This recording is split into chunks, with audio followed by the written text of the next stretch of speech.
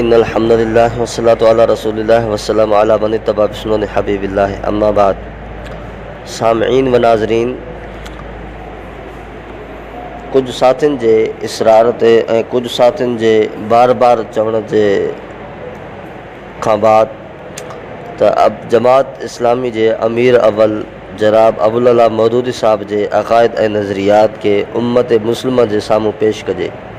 हूअं जेकॾहिं ॾिसजे त अहले सुन्नत वल जमात जे तमाम अकाबरीन बाक़ायदा तहरीरी सूरत में या तक़रीरी सूरत में उम्मत मुस्लिमा जे अॻियां अक़ाइद रखणु उन्हनि जा अक़ाइद रखणु शुरू किया।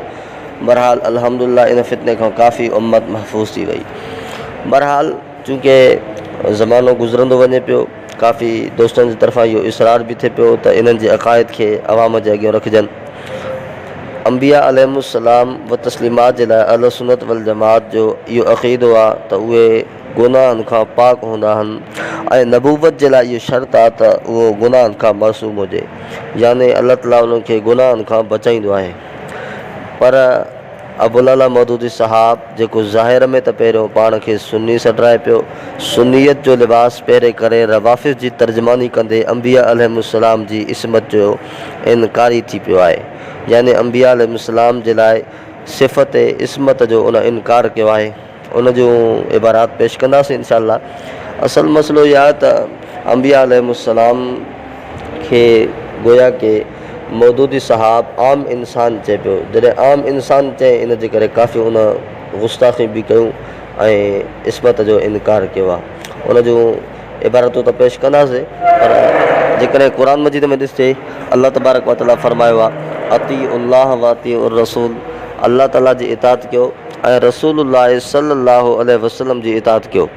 हाणे सवाल पैदा थिए थो त रसूलुल्लाह सल्लल्लाहु अलैहि वसल्लम जी त इताअत कजे, पर इताअत कीअं कजे? इताअत तॾहिं थी सघे थी, इन सूरत में थी सघे थी जॾहिं रसूलुल्लाह सल्लल्लाहु अलैहि वसल्लम पाण गुनाहनि खां पाक हुजनि। जेकॾहिं पाण नऊज़ बिल्लाह नक़ल कुफ़्र कुफ़र नबाशिन गुनाहनि जे अंदरि मुलविस हूंदा त पोइ उन जी इताअत कीअं करे सघिजे थी? जेको मुक़्तदा पाण ग़लतियुनि जे अंदरि उहो ग़लतान हुजे, ग़लतियूं करे, पोइ छा अवाम इहो न पई चई सघे त हिन खां पाण खां गुनाह थियनि पिया, ॿियनि खे गुनाहनि खां रोके पियो? बहरहाल इहो नज़रियो ग़लति क़ुरान सुन्नत जे ख़िलाफ़ आहे। इन जे करे मौदूदी साहब जेका अंबिया अलैहिमुस्सलाम जी इस्मत जो इनकार कयो आहे, या जमात इस्लामी जा दोस्त उनखे ज़ोर शोर सां पेश करे रहिया आहिनि, इहो ग़लति आहे। ऐं कुझु दोस्तनि जी तरफ़ां इहो बि ॿुधण में आयो चए साईं असांजो इहो अक़ीदो त न आहे त नऊज़ बिल्लाह अंबिया अलैहिमुस्सलाम जेका आहे त मासूम न आहिनि। इहा ॻाल्हि ग़लति आहे, असांजे तरफ़ ग़लति निस्बत कई वई आहे, जॾहिं त उन्हनि जे किताबनि ऐं उन्हनि जे मेन किताबनि मां इहा असां ॻाल्हि साबित कंदासीं इंशाअल्लाह त अंबिया जी इस्मत जो उन इनकार कयो आहे मौदूदी साहब। पर इन सबूत खां बाद में बि जेकॾहिं कोई इन खां बरात न पियो करे त सम्झो वेंदो त इहो बि मौदूदी साहब जे अक़ाइद ऐं नज़रियात सां मुतफ़िक़ आहे, गोया के मौदूदी साहब जे अक़ाइद खे दिलो जान सां क़बूल करे पियो।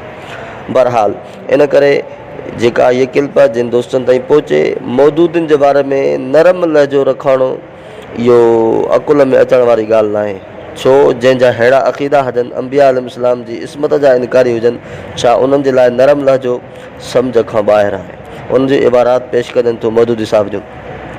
तफ़हीमुल क़ुरान जिल्द 2 56 छापो सूरह हूद जी आयत नंबर 46 के तहत लिखे पियो, बस औक़ात किसी नाजुक नफ्सियाती मौका पर नबी जैसा आला व अशरफ इंसान भी थोड़ी देर के लिए अपनी बशरी कमज़ोरी से मगलूब हो जाता है। अस्तग़फिरुल्लाह माज़अल्लाह।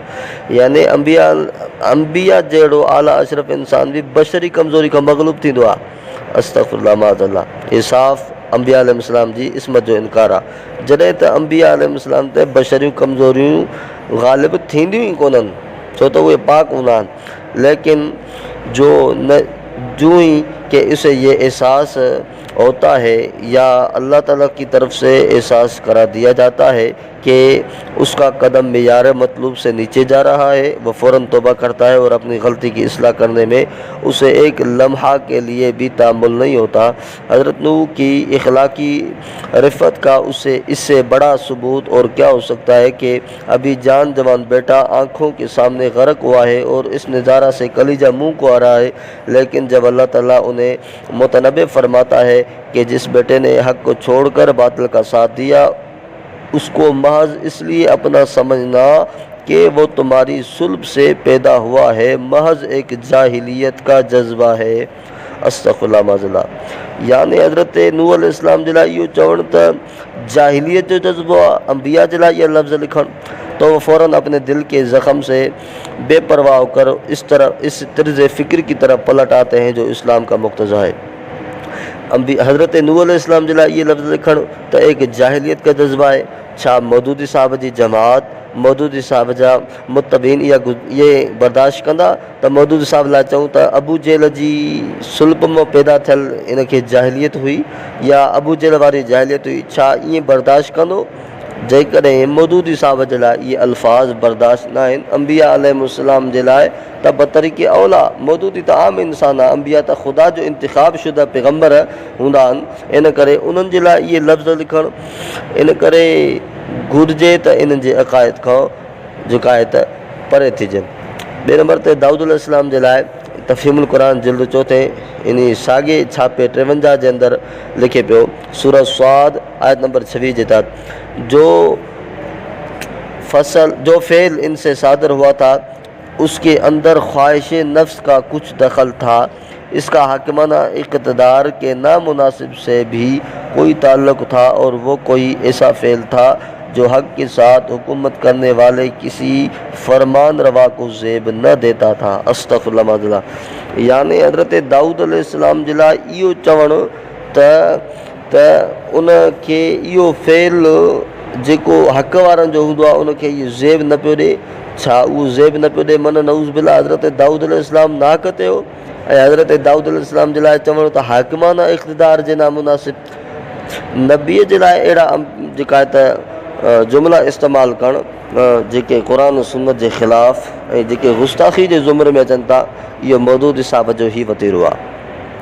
ऐं रसाइल मसाइल जनवरी 1992 जो छपियल आहे, इन जे अंदरि बि लिखे पियो त हज़रत आदम से जो नाफरमानी सरज़द हुई है, ॾिसो वो नबूवत के मनसब सरफराज होने से पहले किया। अॻिते वरी हज़रत मूसा अलैहिस्सलाम जे लाइ त नबी होने से पहले हज़रत मूसा से भी एक बहुत बड़ा गुनाह हो गया था।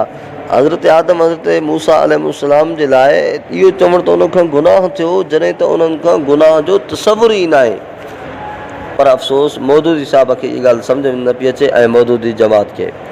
अॻिते हज़रत यूसुफ अलैहिस्सलाम जे लाइ तफ़हीमात जुल्द 2 सफ़ा नंबर 242 ते लिखे पियो, ज़मी मिस्र के तमाम वसाइल व ज़राए मेरे इख्तियार में दे, ये महज वज़ीर मालियात के मनसब का मुतालबा नहीं था जैसा कि बाज़ लोग समझते हैं, बल्कि ये डिक्टेटरशिप का मुतालबा था और इसके नतीजे में सैयदना यूसुफ अलैहिस्सलाम को जो पोजीशन हासिल हुई वो करीब वही पोजीशन थी जो इस वक्त इटली में मसूलिनी को हासिल है। अस्तग़फिरुल्लाह माज़ल्लाह। यानी हज़रत यूसुफ अलैहिस्सलाम जे लाइ डिक्टेटरशिप का लफ़्ज़ इस्तेमालु करणु, छा डिक्टेटरशिप इहो यूनिवर्सिटी जे दोस्तनि खे या पढ़ियल लिखियल दोस्तनि खे ख़बर हूंदी त डिक्टेटरशिप छाखे चइबो आहे, जेको ज़ुल्म सां अचे, यानी अवामी राय सां न बल्कि ज़ुल्म सां अची करे मुसलत थिए माण्हुनि जे मथां बादशाह थिए, उनखे डिक्टेटरशिप चइबो आहे। ऐं वरी अॻिते वरी मिसाल ॾियणु काफ़िरनि जो, मसूलिनी इटली जे काफ़िरनि जे बादशाहनि सां तशबीह ॾियणु हज़रत यूसुफ अलैहिस्सलाम खे, छा इहा गुस्ताख़ी न आहे? छा इहो इस्मत जो इनकार न आहे अंबिया अलैहिस्सलाम जी?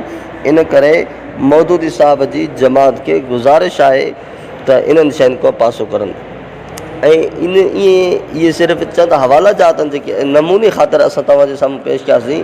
अहिड़ियूं काफ़ी सारियूं इबारतूं आहिनि जेके सिर्फ़ु असां नमूने ख़ातिर पेश कयूंसीं, वरना काफ़ी सारियूं इबारतूं आहिनि जेके तहरीरी सूरत में असां वटि मौजूदु आहिनि। इन तलब इंशाअल्लाह असां पेश कंदासीं। ख़ुलासतुल कलाम समूरे ॻाल्हि जो इहो आहे त मौदूदी साहब इस्मत अंबिया जो इनकार करे वेठो ऐं अंबिया अंबिया अलैहिस्सलाम खे पाण वांगुरु इंसान आम इंसान सम्झी करे उन्हनि जी गुस्ताखियूं ऐं उन्हनि जे बारे में नाज़ेबा जुमिला लिखिया। इन करे ईमानदार ऐं हक़ वारे माण्हू जे लाइ उन जी ख़िदमत में इहा ई गुज़ारिश आहे, जॾहिं मौदूदी साहब जे अक़ाइद खां तूं नावाक़िफ़ हुए पर जॾहिं उन्हनि जा अक़ाइद तो वटि पहुची विया, इन करे तो ते ज़रूरी आहे त मौदूदी साहब ऐं उन जी जमात इस्लामी खां बरात जो ऐलान करे। बस असांजो कमु हुयो असां तव्हां ताईं इहा ॻाल्हि पहुचाई। बाक़ी इंशाअल्लाह ॿी किल्प जे अंदरि मेयार सहाबियत रिज़वानुल्लाह अलैहिम अजमईन पेश कबी। व आख़िर दावाना अल्हम्दुलिल्लाहि रब्बिल आलमीन।